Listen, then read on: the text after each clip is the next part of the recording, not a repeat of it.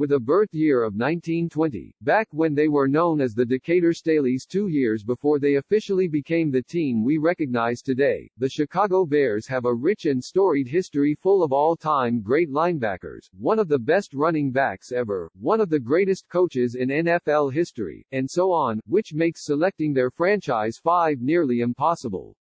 Unfortunately, that difficult task was handed to me as we continue our offseason series here at CBS Sports, so with the help of CBS Sports Tom Fornelli, who also happens to be a Bears fan in Chicago, I did my best to sort through the jumbled list of Hall of Famers that have donned the blue of the Bears to come up with a franchise five. CBSSports.com's Franchise 5 dives into 5 most impactful people in each NFL's team history. Our rules here bind us to pick just one quarterback, 3 non-quarterback players and 1 head coach. For the Bears, picking a coach and quarterback was rather easy for differing reasons, but picking only 3 non-quarterback players was rather difficult. An NFL high 27 Chicago Bears have been inducted into the Hall of Fame. So, hard decisions and controversial snubs had to be made. That couldn't be avoided. But with the help of Fornelli, I came up with a franchise 5 that I think appropriately reflects the rich and storied history of the Bears. We begin with the founder of the franchise in what was the easiest selection of the 5. There's a reason the winner of the NFC gets awarded the George Halas Trophy, a tradition that began back during the 1984-85 season. Halas isn't just the Bears' best ever coach, he's also one of the greatest coaches in the history of the sport. In his 40-year coaching career that began in 1920 with the Decatur Staleys, who would become known as the Chicago Bears in 1922, and ended in 1967, Halas went a remarkable 3-1-8, 1-4-8, 3-1 with the franchise, leading them to 6 championships along the way. Halas, who also owned the team, is the only acceptable answer here. His initials are still stitched on the Bears' uniforms, after all. It's difficult to imagine them ever getting removed.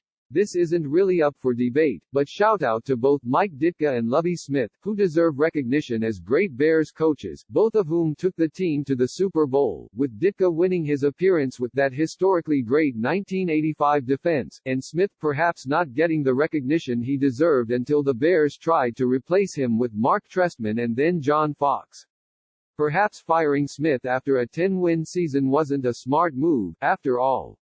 In the 7 seasons since Smith last walked the Bears' sidelines, the Bears have made the playoffs only once, in 2018 under current coach Matt Nagy.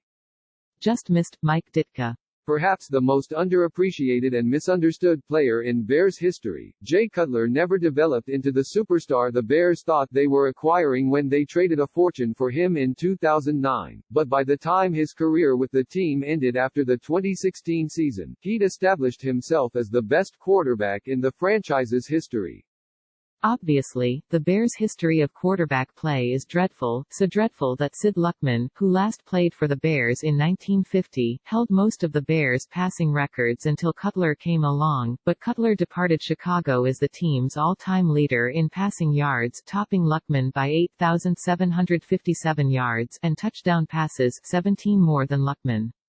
Keep in mind that for most of Cutler's prime, he was playing behind a terrible offensive line and throwing to receivers like Devin Hester, Johnny Knox, and Earl Bennett. He didn't have much help. Matt Forte, a running back, was probably his most consistent weapon over the years.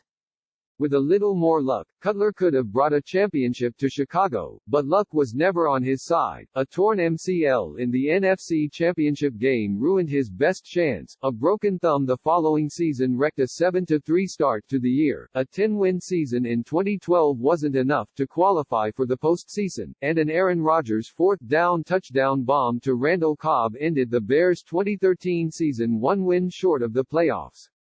Cutler might not be popular among Bears fans because he never lived up to their expectations and never cared about his public perception, but that doesn't make him a bad player. He's the best player to play the quarterback position in franchise history, but that doesn't make him a great player. In the end, Cutler was good, not great. But that still represents the best the Bears have ever had at quarterback. After watching Mitchell Trubisky the past few seasons, Bears fans should finally appreciate Cutler for what he was, the best they've seen under center.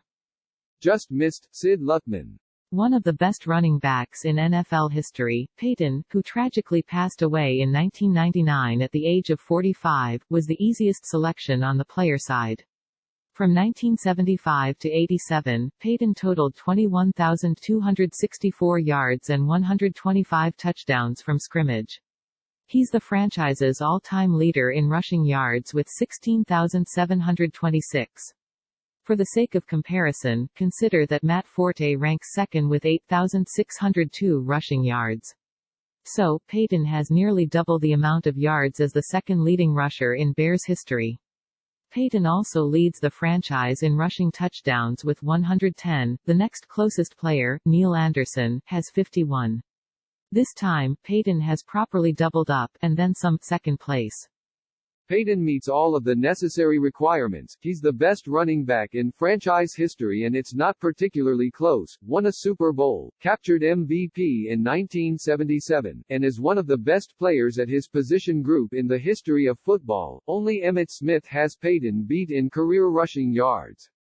If we were ranking the top 3 players in Bears history, Peyton would lead the list. Just take it from those who played with and coached him. Ditka once called Peyton the very best football player I've ever seen, period. At any position. Meanwhile, Dan Hampton once said Peyton was the best football player of our time. Bar none. In more than half of his 9 seasons, Butkus was named first-team All-Pro, made 8 Pro Bowls, racked up 22 interceptions, and generated the 9th highest approximate value among all Bears players ever. But Butkus' importance to the Bears extends beyond the stats. He never won a Super Bowl, which would have enhanced his legacy, but he is regarded as one of the best and most feared linebackers in the history of the sport. Dick was an animal, said Hall of Famer Deacon Jones, per NBC Sports Chicago. I called him a maniac. A stone maniac. He was a well-conditioned animal, and every time he hit you, he tried to put you in the cemetery, not the hospital. Since the stats don't always do him justice, let's go to the anecdotes.